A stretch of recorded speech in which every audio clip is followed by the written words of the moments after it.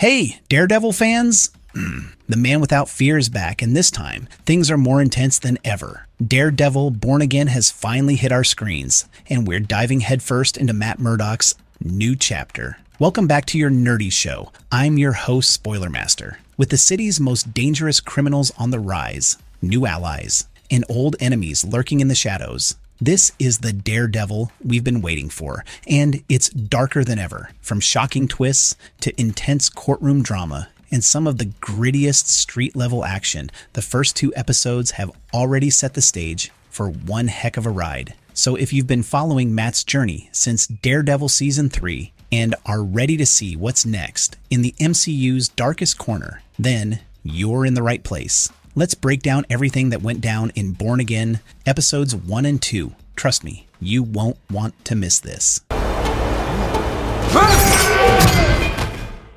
Episode 1, The Return of Daredevil. The series opens with a somber yet somewhat heartwarming scene. Matt Murdock, Foggy Nelson, and Karen Page are heading out of their office, the same office we last saw them in Daredevil Season 3. It's a bittersweet moment as they make their way to Josie's bar. They're saying goodbye to a retiring NYC police officer named Cherry, but it's clear that this is just the calm before the storm. Cherry laments about the growing number of vigilantes in New York, specifically Daredevil and White Tiger, and how the police force is struggling to keep up. It's a moment that sets the stage for the ongoing tension between law enforcement and those who choose to take justice into their own hands. Meanwhile, Foggy is chatting with an assistant district attorney, Kirsten McDuffie. The conversation centers on a thief named Benny, who's accused of stealing a few bottles of Lafitte Rothschild wine from a warehouse in Red Hook, a bonded facility. It seems like a trivial case at first, but things take a turn when Benny calls Foggy in a panic, claiming someone is trying to kill him. As Matt rushes to Benny's apartment to save him, it becomes clear that this isn't just a simple robbery gone wrong. It's a setup to lure Matt away from Foggy and get him killed. Enter Bullseye, the deadly assassin who's been sent to take Matt out. The scene that follows is brutal. Foggy dies right in front of Josie's bar, a moment that changes everything for Matt. The fight between Daredevil and Bullseye is intense, but in the end, Matt pushes Bullseye off the roof of the bar, marking a significant shift in his character. He crosses a line he promised never to cross, and the act forces him to throw away his helmet, essentially revealing his identity to Cherry, the bar owner.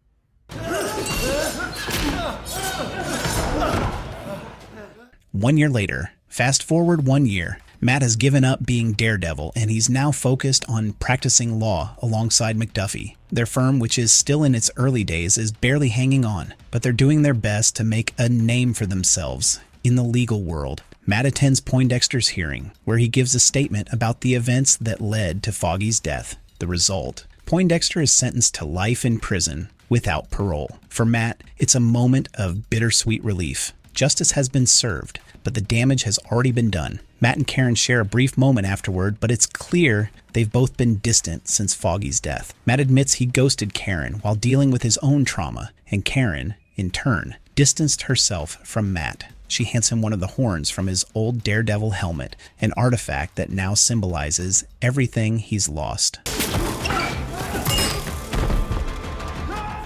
Wilson Fisk's return. Meanwhile, in the underworld of New York, Wilson Fisk, aka the Kingpin, is making moves. He's been absent for a while, but now he's back, and he's looking to make a big impact. Fisk attends a meeting with the 5 families, the gang leaders running New York, and it's clear that despite his time away, he still holds the power. Vanessa, his wife, is now the one running things in his absence, and there's a noticeable tension between the two of them. Fisk has grand plans of entering politics, aiming to clean up his image and eventually run for mayor of New York City. His first step? Using his criminal connections to manipulate the city into supporting his bid. When Matt hears about Fisk's mayoral campaign, he's shocked. The Kingpin running for mayor? It's a move that sends ripples throughout the city, and Matt knows that things are about to get even more complicated. I made this business bulletproof.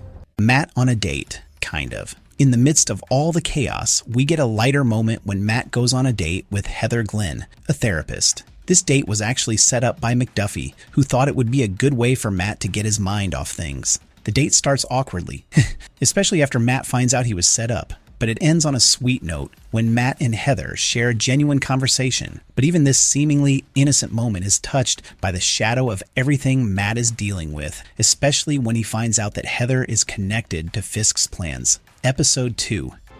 Why? The White Tiger. The second episode opens with Mayor Fisk making a public address to New York City. His speech is full of promises to clean up the city, but his words are quickly overshadowed by his targets: Daredevil, Spider-Man, and Punisher. It's clear that Fisk is trying to consolidate power, and his anti-vigilante stance is a huge part of that. But as Fisk continues to make his case to the public, Matt finds himself dealing with another case of his own. Hector Ayala, the White Tiger. In the subway, we're introduced to Hector Ayala, a man who gets caught up in a violent altercation with two NYPD officers. The situation escalates quickly when one of the officers is accidentally killed and Ayala is arrested for murder. As Matt visits the 15th precinct to check on one of his clients, he hears that Ayala is being beaten in custody. It's clear that Ayala is being framed for something he didn't do, and Matt decides to take on his case, even though it's a risky move. Matt quickly figures out that Ayala isn't guilty of murder. Using his enhanced senses, Matt listens to Ayala's heartbeat and realizes that he's telling the truth. The story begins to unfold as Matt learns that Ayala was trying to protect someone when the altercation occurred. However, Ayala's history as the vigilante White Tiger complicates things. Matt warns Ayala that his past as a hero will make it difficult to defend him in court, especially with Fisk's anti-vigilante agenda.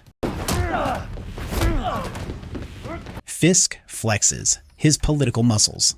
Back in Fisk's world, he's starting to act more like a mayor than a crime boss. In a series of meetings with various city officials, Fisk continues to solidify his power. But it's clear that not everyone is happy with his rise to the top. Sheila Rivera, one of Fisk's associates, warns him that his image is being damaged by his estranged relationship with Vanessa. But Fisk is more focused on his own agenda. He continues to defy the advice of those around him, including the well-meaning Blake, who believes that Fisk should focus on his public image. We talked for hours and you neglect to tell me that you moonlight as a vigilante. Matt fights for Ayala's freedom.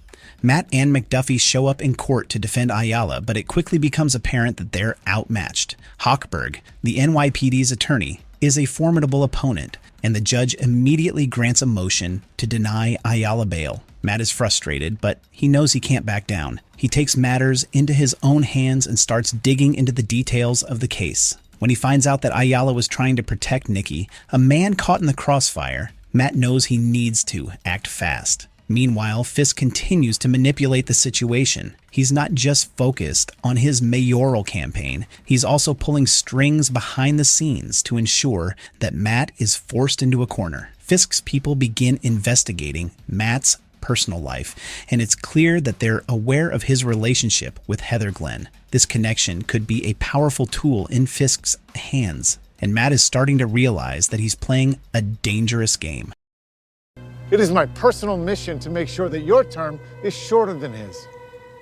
The White Tiger and the future of vigilantism. Matt continues to fight for Ayala's freedom, but it's clear that the battle is far from over. Ayala's vigilante past is something that can't be ignored, and as Matt digs deeper into the case, he starts to question whether he's doing the right thing. His own relationship with vigilantes like Daredevil and the White Tiger is complicated, and it's only going to get more tangled as the season progresses. By the end of episode 2, Matt has learned a crucial piece of information. Hector Ayala is the White Tiger. This revelation is a game changer, and it will have serious consequences for both Matt and Ayala as they navigate the treacherous waters of New York's criminal justice system. But one thing is clear, Matt can't back down now.